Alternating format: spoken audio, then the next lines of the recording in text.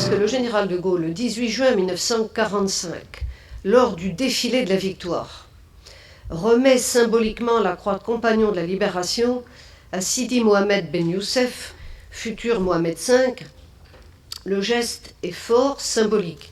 Il veut saluer en cela la participation des Marocains à l'effort de guerre de la France, et notamment de 1943 à 1945, comme il veut aussi saluer la loyauté du sultan à l'égard de la France compte tenu de cette période difficile. Sur les 1059 compagnons de la libération, au total ils sont 7 d'origine de l'Empire, que ce soit du Maroc, de l'Afrique ou autre. Et je vous les cite, vous me pardonnerez, ils sont si peu connus qu'ils méritent d'être cités. Mohamed Belhadj, qui était un sous-lieutenant au 22e bataillon de marche nord-africain, qui est tombé en Alsace en janvier 1945. Sidi Boubakari, qui était originaire de Gold Coast et qui a été fait compagnon le 14 novembre 1944,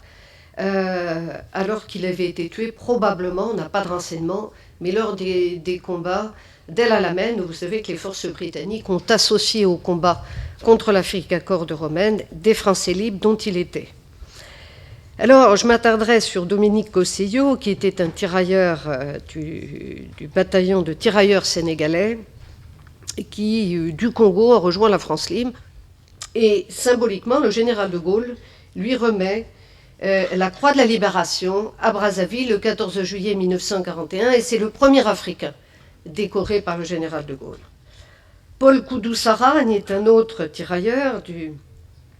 qui s'est distingué en Moyen-Orient, a participé aux campagnes d'Égypte et de Libye contre l'Afrique,